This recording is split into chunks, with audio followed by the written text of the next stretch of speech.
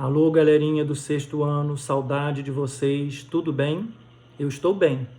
Então, para que a gente continue bem, fiquemos em casa até que essa pandemia passe e nós possamos, então, voltar a estar juntos novamente. Claro que é muito melhor, né? Interagir, estar presente, tocar um no outro, discutir, né? É muito melhor. Enquanto isso não acontece, as nossas aulas serão online, né? Na plataforma, como já foi combinado, e ela vai funcionar em história da seguinte maneira: eu vou estar sempre gravando para vocês, uma vez por semana, uma explicação geral do conteúdo nosso daquela semana toda e vou enviar as atividades. Então, na segunda-feira, por exemplo, a gente tem 2 aulas. Eu vou estar enviando para vocês a explicação e vou enviar a atividade. Vocês vão realizar essa atividade e na quarta-feira a gente vai estar presente na plataforma para tirar dúvidas, corrigir essa atividade.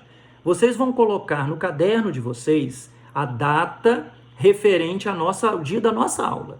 Então, a segunda-feira, dia tal, né? No caso, dia 6 de abril, segunda-feira, vocês assistiram a essa videoaula e aí vocês vão realizando as atividades e coloca referente ao dia 6 e referente ao dia 8, que é o dia da quarta-feira, que é a nossa aula também, que são 3 aulas por semana.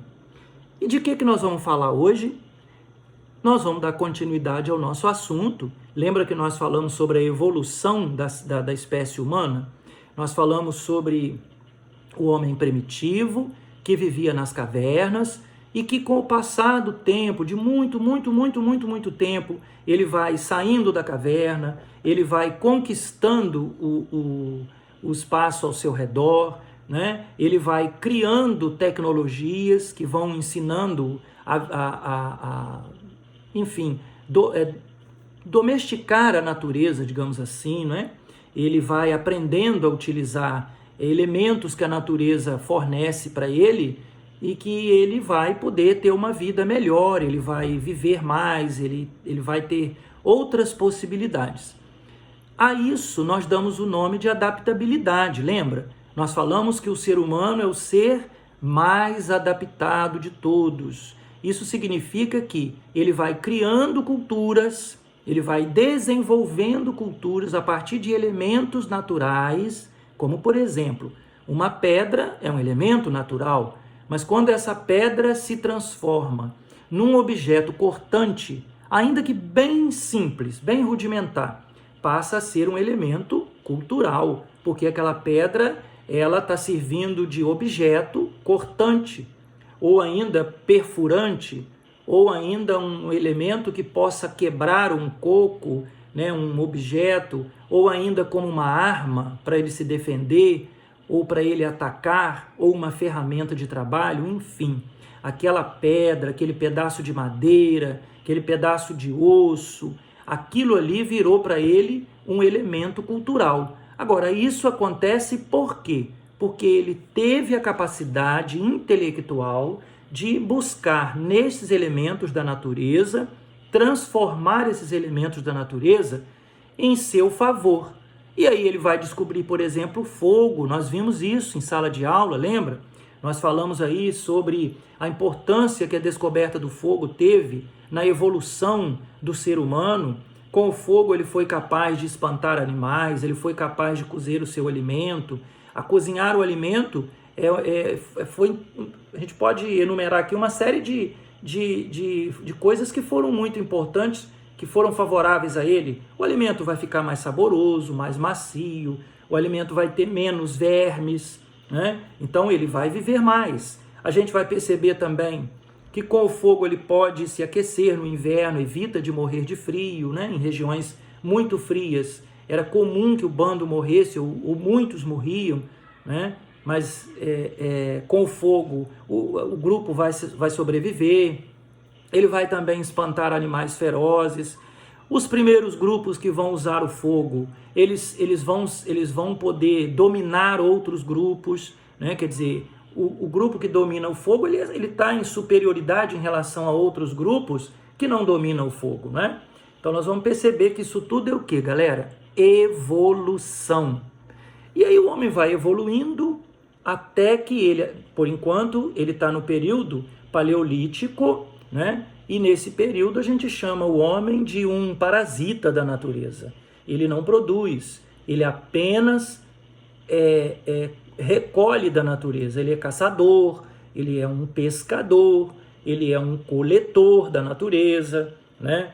Ele vive, ele arranca raízes, sementes, frutos, folhas, né? Ele vive daquilo que a natureza lhe dá.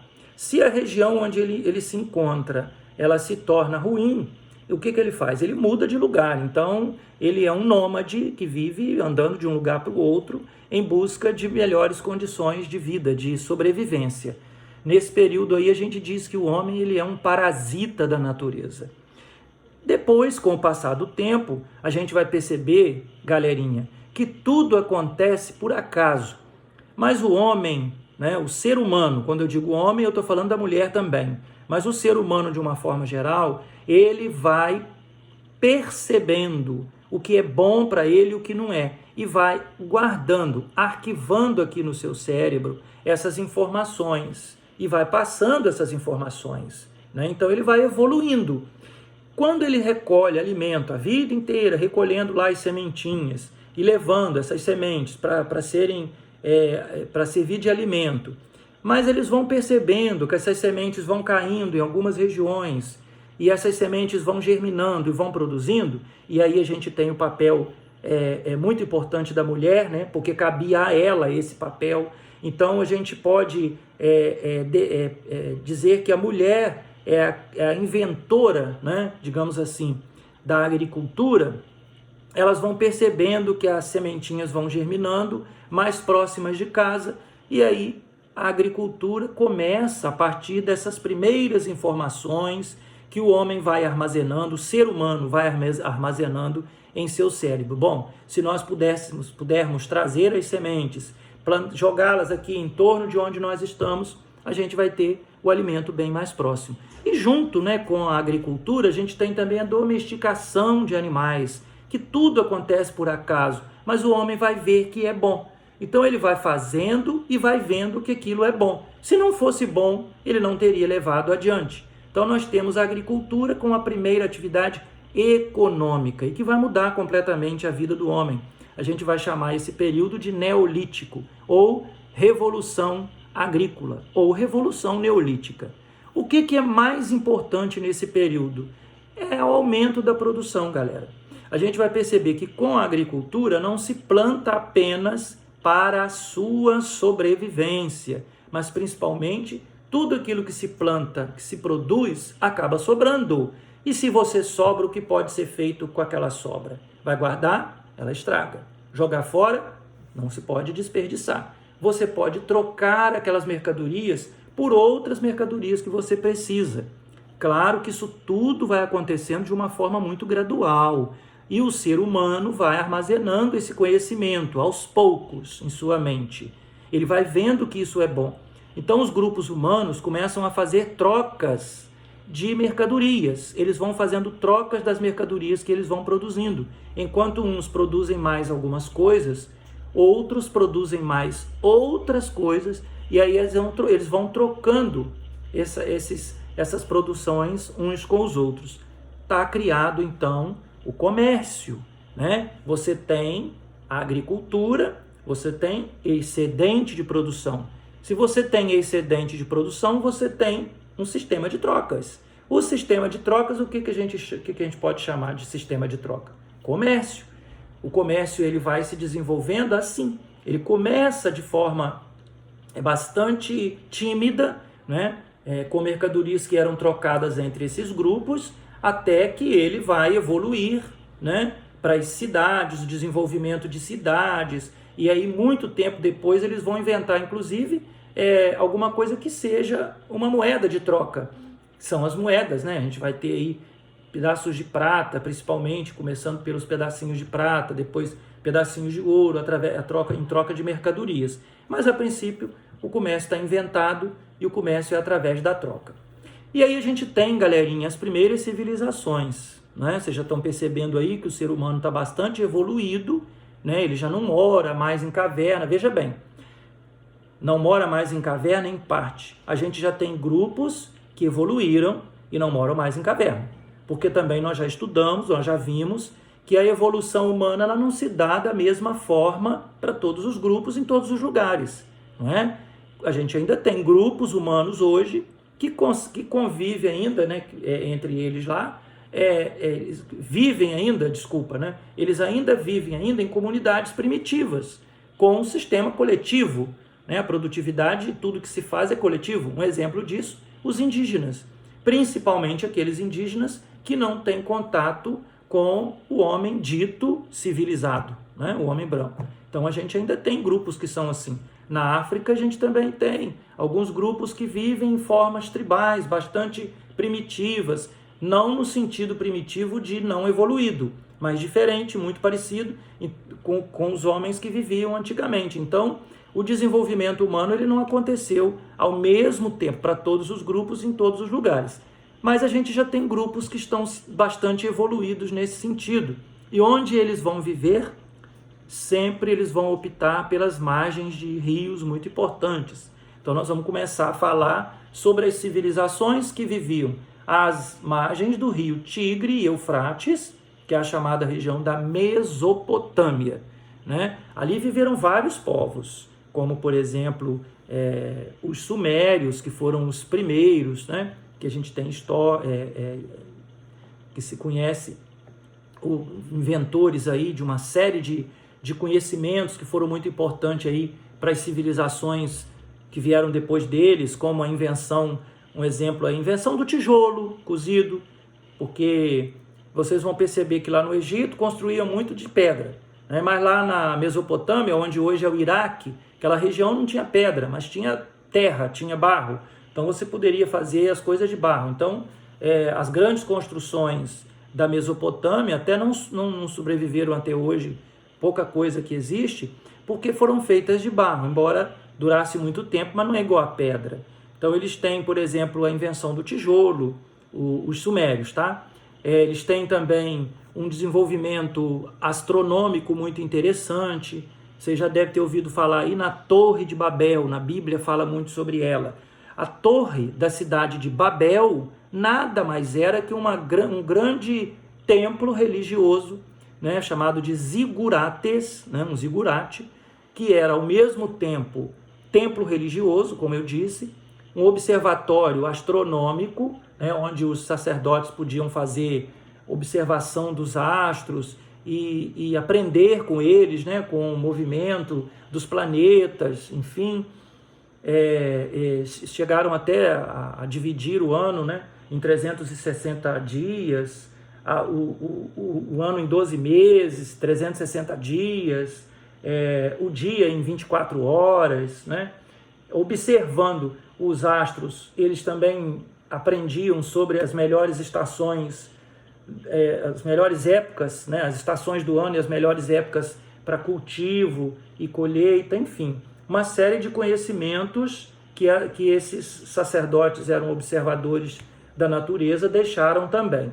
E eu acho que o grande legado aí da civilização suméria foi a invenção da primeira forma de escrita da história, né? Que é a escrita cuneiforme, que ela era bastante simples, né? Eram códigos, onde eles, através de um pedacinho de madeira, chamavam de cunha, daí a palavra cuneiforme, eles iam riscando uma plaquinha de argila e ali eles iam registrando, né? Época de colheita, quantidade do que foi colhido, enfim, uma série de coisas que eram registradas ali. Que, na verdade, a escrita cuneiforme ela não era fonética, né? Mas foi a primeira forma de escrita para que outras pudessem surgir, melhorando, né? Aprimorando. Então a gente pode dizer que culturalmente a gente deve aos sumérios. Nós tínhamos também, vivendo ali, os babilônios. Dos babilônios a gente pode colocar aí que o primeiro código de leis escritas de toda a história da humanidade surgiu dos babilônios. Um rei chamado Hammurabi, na verdade ele não fez nada, né? Como ele era rei, ele apenas reuniu os seus sábios e ele mandou que compilassem todas as leis, porque as leis elas eram consuetudinárias, quer dizer, elas eram passadas de geração em geração e elas eram interpretadas, né, de acordo com o interesse de cada um, enfim.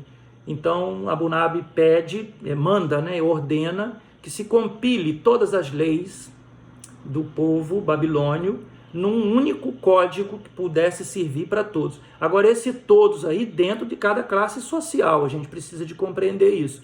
O código de Hammurabi ele era bastante cruel, bastante severo, né? E ele se via dentro de uma classe social.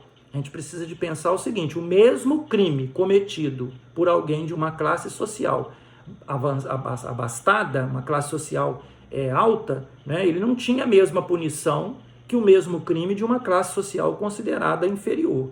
Então ele não era um perfeito, a gente sabe disso. Era dente por dente, olho por olho, a lei do talião, né? Mas a gente tem que entender que era a época, então a gente tem um ganho com isso.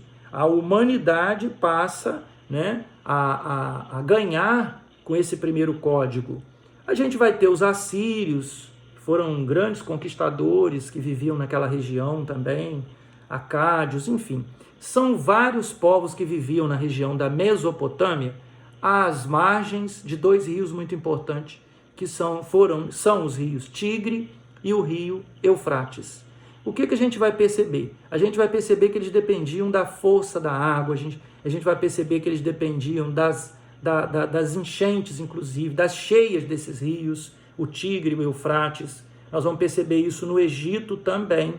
E por eles dependerem muito da água e viverem, né, terem se desenvolvido às margens desses rios, nós chamamos essas primeiras civilizações de civilizações hidráulicas, porque elas dependiam da construção, por exemplo, de canais de irrigação, dependiam da construção de diques, né, para contenção das enchentes, até onde eu quero que essa água vá, onde eu não quero que ela vá.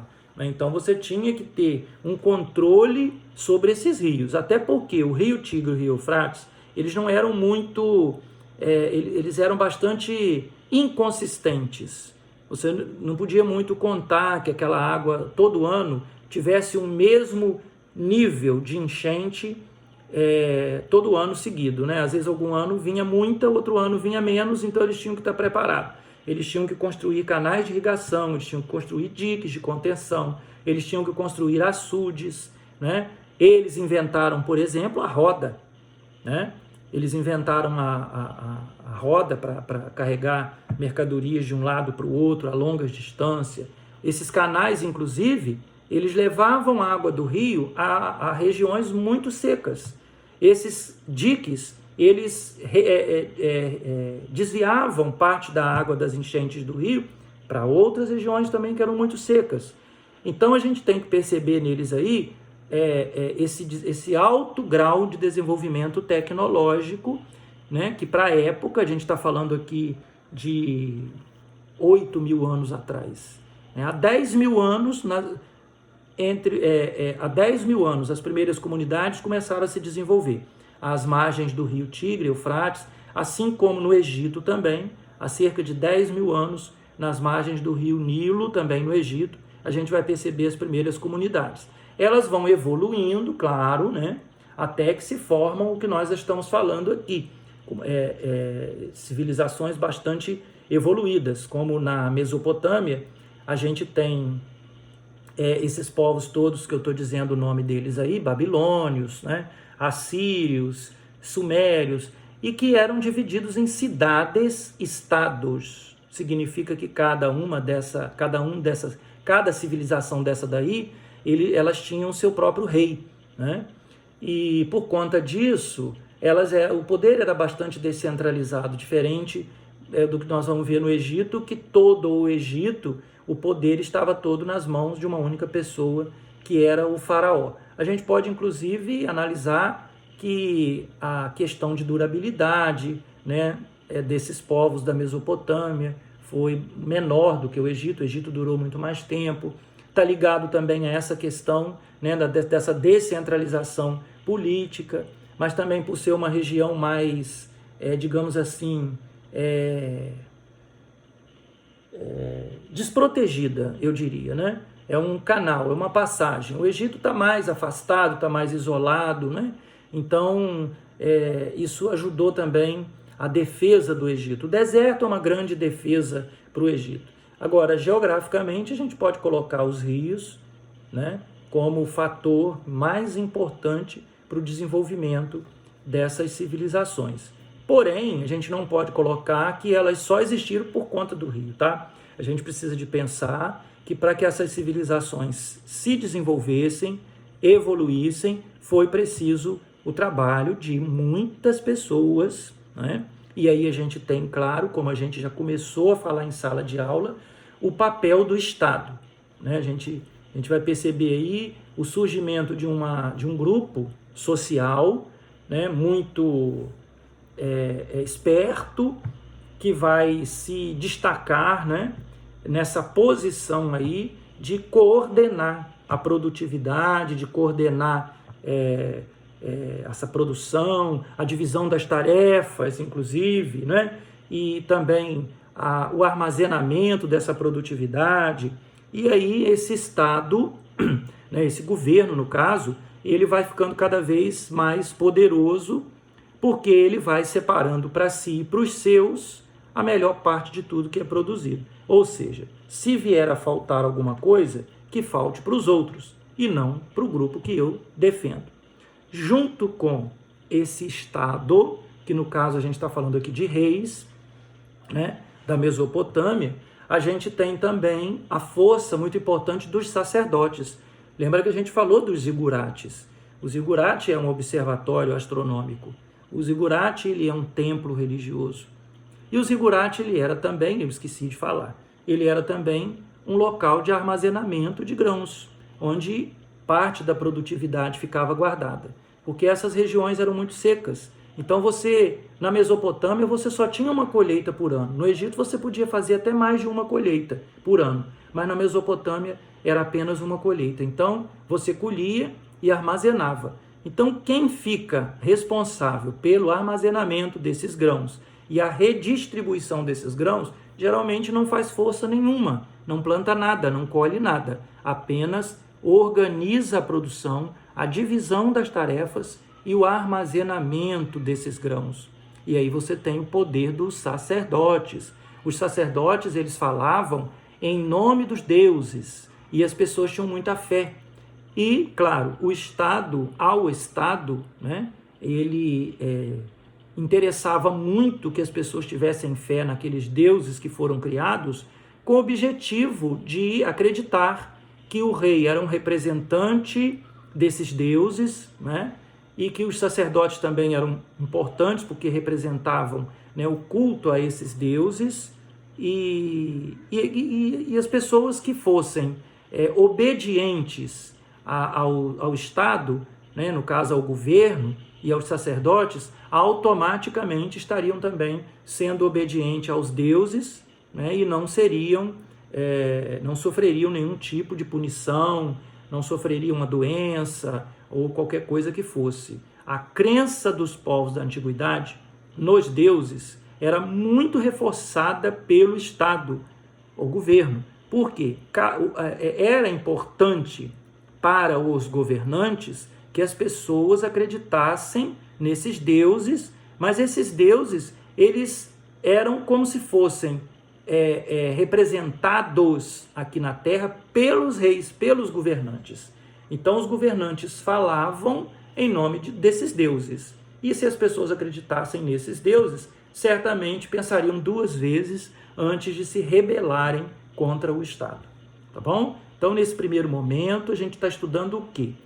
O início das primeiras civilizações, né? Nós vimos lá atrás como que o homem demorou, né, tanto tempo para conseguir sair da caverna, e quantas coisas que ele teve que passar, quanta tecnologia ele teve que aprender e ir aprimorando essa tecnologia até chegar às primeiras civilizações da nossa história.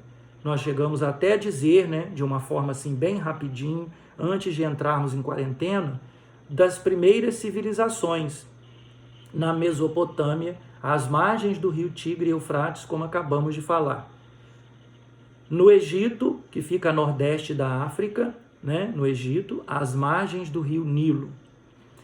Na Índia, às margens do rio Ganges, que é um rio hoje, por sinal, também considerado sagrado, né, para a civilização hindu lá na Índia. Na China, às margens do Rio Amarelo, e assim sucessivamente. Nós vamos perceber que as primeiras civilizações dependiam da força dessas águas. E, finalmente, que essas águas elas não serviam apenas para o plantio, né, para a irrigação. Essa água, esses rios serviam principalmente, também, né, claro, principalmente para a agricultura, mas também para a comunicação entre as várias regiões. Se fosse, por exemplo, um grande império, como o Egito fora, né, então a comunicação entre as várias regiões deste império, através do rio, né, e também comércio. Que o comércio a gente vai observar que vai ser sempre a segunda atividade econômica mais importante. A gente tem a agricultura e aí a gente tem o comércio como uma segunda atividade econômica muito importante. A terceira a gente tem aí o artesanato, porque para você vender coisas você precisa também de bons artesãos para fabricar essas coisas para você vender. E aí o rio você tem isso tudo. O rio você tem a prática da agricultura de irrigação, né? A agricultura de regadio. Você tem aí a pesca, você tem aí um meio de comunicação, que é uma estrada, muito mais fácil do que você, né, cavalgar. Você tem aí um meio de fazer o comércio também com outras regiões, levar e trazer mercadorias. Tudo bem? Então dá uma lida no livro de vocês, acho que vocês já receberam um livro didático. A gente está falando aí das primeiras civilizações da história. Vocês podem dar uma lidinha aí sobre a Mesopotâmia, que é o que a gente está vendo agora. Veja quais foram as principais características dos povos que viveram na região da Mesopotâmia. Veja as características geográficas também, quer dizer, da natureza dessa região, para que vocês possam entender aí o desenvolvimento das atividades econômicas que eles desenvolveram. Tudo bem? Veja aí sobre a religiosidade deles também, que é muito importante, e façam a atividade que eu vou estar enviando para vocês, colocando a data referente às nossas aulas. Vou estar, né, na quarta-feira na plataforma para que vocês possam tirar dúvidas de algumas questões, tá bom? Então eu mando as questões. Se vocês não conseguiu fazer a questão de número 4, né, não entendi a pergunta, aí a gente vai estar lá tirando dúvida. Um forte abraço para vocês e fiquem bem.